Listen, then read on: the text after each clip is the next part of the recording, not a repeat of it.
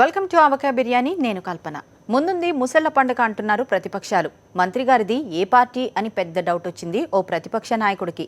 Team India world కప్లో ఓడిపోయినందుకు తెగ సంబరపడిపోతున్నాడు ఓ దర్శకుడు. ఇంకా ఎవరెవరు ఏమన్నారు, గిరీశం యాద్గిరి ఏం మాట్లాడుకున్నారో చూద్దాం పదండి.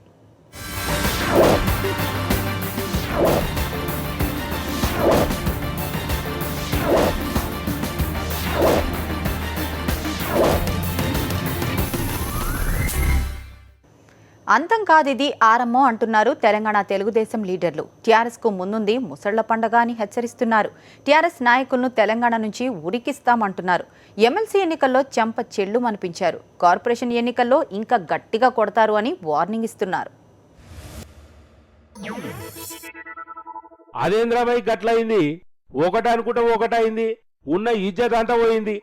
ఏమైందిరా అలాగించుకుంటున్నావా?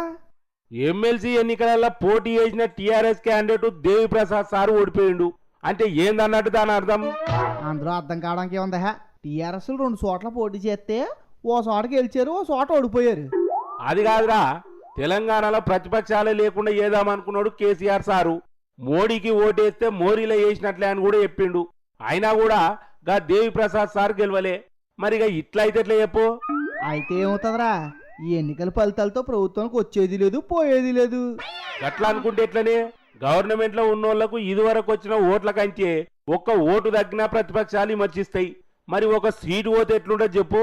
ఇప్పటికే తెలుగుదేశం బీజేపీ లీడర్లు కేసీఆర్ సార్ ను వీక్క తింటున్నారు. ఇక ఇప్పుడు వాళ్ళు ఆగుతారా? చాలా తెలంగాణ వస్తే తెలంగాణ ప్రజలకు న్యాయం జరుగుతుంది అనుకుంటే ఒక మూర్ఖుని చేతుల ఓ నిరంకుశవాది మీద ఈరోజు ఒక కుటుంబ పెత్తనం మీద నడిపించే కేసీఆర్ పెట్టడం తెలంగాణ ప్రజలు బాధపడుతున్నారు. తెలుగుదేశం పార్టీ రేపు ప్రజలలో పోతుంది. తెలుగుదేశం పార్టీ రాబోయే రోజుల్లో నాకు పోటీ అనే దోని మీదనే అనగదొక్కే ప్రయత్నం చేస్తున్నావు. దాన్ని ఉవ్వెత్తున లేచేది తెలుగుదేశం పార్టీ. నిన్ను తరిమి కొట్టేది కూడా తెలంగాణ జిల్లాలో తెలంగాణ ప్రజలు కొట్టేది కూడా టీఆర్ఎస్ పార్టీ నాయకులను తరిమి కొట్టేది కూడా తెలుగుదేశం పార్టీ. అది గుర్తుపెట్టుకోమని చెప్తున్నాను. తెలంగాణలో తెలుగుదేశం పార్టీ ఉనికి లేదని టీఆర్ఎస్ నాయకులు అంటున్నారా? టీఆర్ఎస్ ని తరిమి కొడతామని దయాకర్ రావు గారు అంటున్నారు.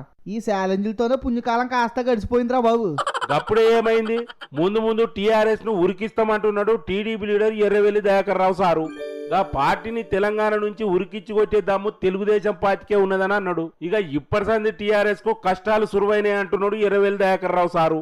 ఎమ్మెల్సీ ఎన్నికలలో ఓటర్లు టీఆర్ఎస్ చెంప మీద వచ్చిర్రు. ఈసారి కార్పొరేషన్ ఎన్నికలలో గా పార్టీ పనులు ఉడగొట్టిస్తామని అంటున్నాడు. రేపు దమ్ము ఉంటే వరంగల్ ఎంపీ కూడా నేను నిలబడతాం, గెలిపిస్తాం. రేపు ఈ ఎమ్మెల్యేలను పార్టీ ఫిరాయించిన వాళ్ళని కూడా కోర్టు ద్వారానే బుద్ధి చెప్పే ప్రయత్నం చేస్తాం. చెప్పి మీ ఎన్నికలకు పోయి ఆ ఎన్నికల ద్వారా టీఆర్ఎస్ పార్టీకి బుద్ధి చెప్తాం. రేపు కార్పొరేషన్ ఎలక్షన్స్ లో మన ఎమ్మెల్సీ ఎన్నికలు ఎట్టయితే చెంప చల్లు అని కొట్టారో రేపు పనులు ఎరిగేటట్టు కొట్టి ఏర్పాటు చేస్తాం. ఇప్పుడు చెంప అవుతానే బెదిగింది, రేపు ఉన్న పనులను విసిపోతాయి టీఆర్ఎస్ పార్టీలో. ఒక సీటు పోతే ఏమవుతుందిరా? అట్లా అనుకుంటే ఎట్లా? ఇవాళ 1 పోయింది, రేపు 2 పోతాయి. ఇష్టం వచ్చినట్టు చేస్తున్నాడు కాబట్టి రంగారెడ్డి జిల్లాల ఎమ్మెల్సీ ఎన్నికలల్లా ప్రజలు గుణపాఠం చెప్పిరని అంటున్నాడు TDP leader Revanth Reddy sir. అంటే ఈరోజు కేసీఆర్ గారికి ప్రజాస్వామ్యం మీద విశ్వాసం లేదు. ఆయనకు నిజాం వారసత్వం మీద ఉన్న నమ్మకం ప్రజాస్వామ్యం మీద లేదు, ప్రజాస్వామ్య స్ఫూర్తి మీద లేదు. కాబట్టి నిరంకుశంగా రజాకర్లలాగా ప్రవర్తించడమే, రజాకర్ల లాంటి నిర్ణయాలు తీసుకోవడమే కేసీఆర్ గారు భావిస్తున్నట్టున్నారు. నిజాంను వారు ఎప్పుడైతే ఆయన అంటే వారిని ఆదర్శంగా తీసుకున్నారో ఇంతకు మించి ఎక్కువ ఆశించినా కూడా ప్రయోజనం లేదు. ఏదేమైనా ఆయన శాసనసభల నుంచి ఎత్తేసినంత మాత్రాన జరగాల్సిన ఫలితాలను ఆపలేదు కదా. హైదరాబాద్, మహబూబ్నగర్, రంగారెడ్డి జిల్లాలో జరిగిన శాసనమండలి ఎన్నికలల్లో ప్రజలు గుణపాఠం చెప్పిండ్రు. మంత్రి తలసాని శ్రీనివాస్ యాదవ్ సార్ రాజీనామా గురించి తెలుగుదేశం లీడర్లు మస్తు లొల్లి ఎత్తున్నారు. ఇప్పుడు కాంగ్రెస్ లీడర్లు కూడా తలసాని సార్ ముచ్చటెత్తుకున్నారు. గా సార్కి ఇప్పుడు ఏ పార్టీలు ఉన్నాడో మాకు సమజైతే లేదని అంటున్నారు. గా విషయం మీద టీఆర్ఎస్ లీడర్లు ఎవ్వరు నోరు తెరుస్తలేరు. ఇదేం తరీకనే అని అడుగుతున్నాడు షబీర్ అలీ సాబ్. టీఆర్ఎస్ కు నీతి, నిజాయితీ, పద్ధతి, పాడు ఏది లేదని అన్నాడు. ఈ పార్టీకి ఎథిక్స్ లేదు, ఈ మోరల్స్ లేదు, ప్రిన్సిపల్స్ లేదు, సిన్సియారిటీ కానీ క్యారెక్టర్ లెస్ లేన ఈ టీఆర్ఎస్ పార్టీ. కాబట్టి ఏదైనా అంటే నూతన తెలంగాణ అంటారు, మరి చేసేది కార్యక్రమాలు అన్నీ కూడా అవసరం ఉన్నప్పుడు పాతవి అంటారు, లేదంటే కొత్తవి అంటారు. విన్నావు కదా, అందరు కలిసి టీఆర్ఎస్ మీద అటాక్ ఎత్తున్నారు. మరి టీఆర్ఎస్ లీడర్లు ఏం సమాధానం చెప్తారో ఏందో చూడాలి. నలుగురిలో గుర్తింపు రావాలంటే ఎవరూ చేయలేని పని ఏదైనా చేసి చూపించాలి. అప్పుడే మనకు ప్రత్యేక గుర్తింపు వస్తుంది. రఘు అనే కుర్రాడు అదే చేశాడు. గిటార్ వాయించి ఇండియా బుక్ ఆఫ్ రికార్డ్స్లోకి ఎక్కాడు. గిటార్ వాయిస్తే రికార్డు ఎలా అవుతుందని అనుకుంటున్నారా? అయితే అతను గిటారు ఎలా వాయించాడో మీరే చూడండి.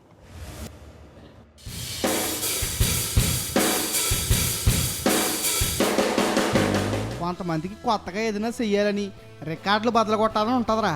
అందుకే ఎవరికి సాధ్యం కాని పనులు చేస్తూ ఉంటారు. చిత్ర విచిత్రమైన విన్యాసాలు చేస్తారు. ఇప్పుడు అసొంటి విన్యాసాలు ఎవరు చేసిండ్రు బై? అదిగో అక్కడ ఏం జరుగుతుందో చూడరా. గజేంద్ర బై, గాయన తాళతో కట్టి పైకి గుంతుతున్నారేంది? ఏమన్నా సినిమా షూటింగ్ అవుతున్నదేమో.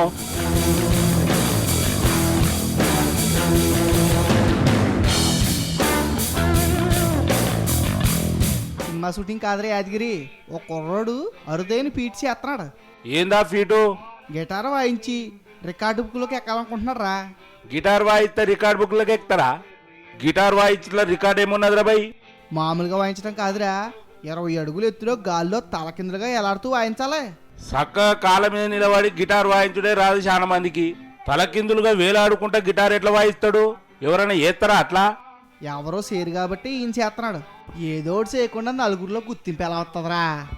మరణాన్ని ఎదిరించే ధైర్యం జగతిని ఏలే వీరులం, భారత మాతకు తనయులం, దేశం కోసం ప్రాణాలిచ్చే భారతీయులం. ఈ కుర్రోడి పేరు రఘు. సంగీతం అంటే ప్రాణం.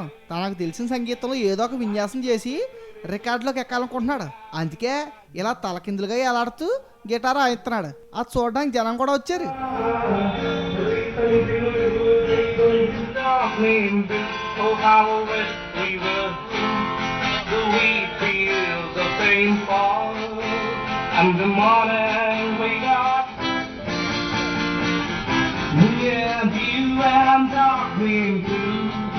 అబ్బర నాయన, చాలా పెద్ద పనే పెట్టుకున్నాడు. గట్ల ఎంతసేపు వాయించాలి? ఎంత ఎక్కువసేపు వాయితే అంత పెద్ద రికార్డ్ అవుతుంది. ఈయన 40 నిమిషాలు వాయించాడు. ఆ 40 నిమిషాల్లో 16 పాటలు పాడాడు.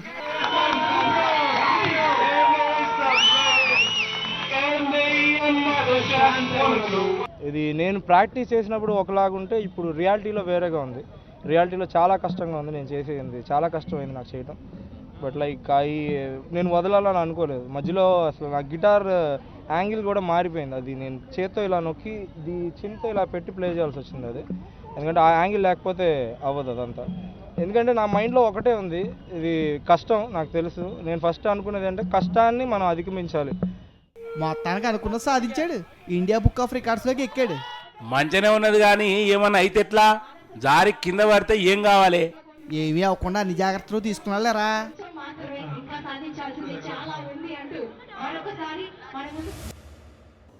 కార్లు గాల్లోకి ఎగరడం, పెద్ద పెద్ద బ్రిడ్జ్లపై నుంచి జంప్ చేయడం లాంటి సన్నివేశాలు సినిమాల్లో చూస్తాం.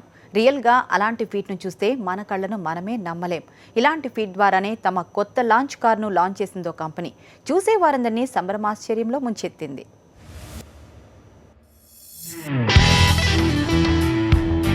కారు కూడా రెక్కలుంటే ఎంత బాగుంటుందిరా గిరీశం. ఎందుకురా ఈ ట్రాఫిక్ గోళ అంతా ఉండదనా? ఎక్కడ కావాలంటే అక్కడికి రయ్యమని ఎగిరిపోవచ్చునేనా?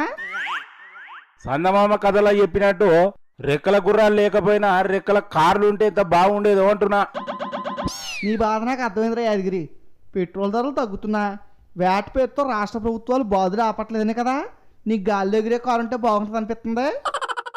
కార్లో కూర్చొని గాలిలో షికారుకి వెళ్తే ఆ మజానే మస్తుంటదిరా.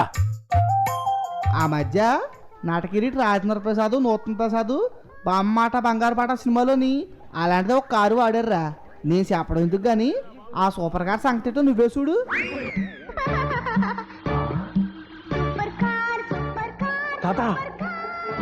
పైకి ఎగురుతుంది రోయ్. పైనుంచే బాగుందిరా. ఇలా పోతే ట్రాఫిక్ గొడవలే ఉండవురా.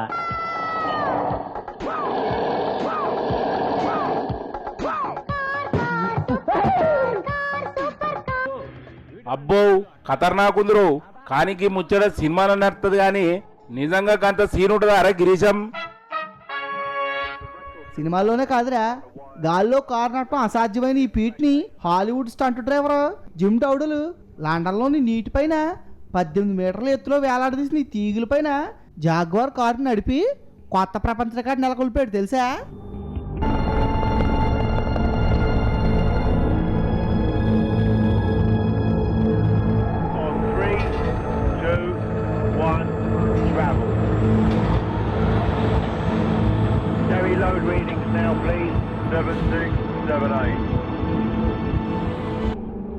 ఊరి నీతారి నేనేదో ఉత్తగా కారుకు రెక్కలు షికారంటే గీలేంద్ర నిజంగానే చేసేసిర్రు, ఇంతకి ఫీట్ ఎందుకు చేసిర్రా బై?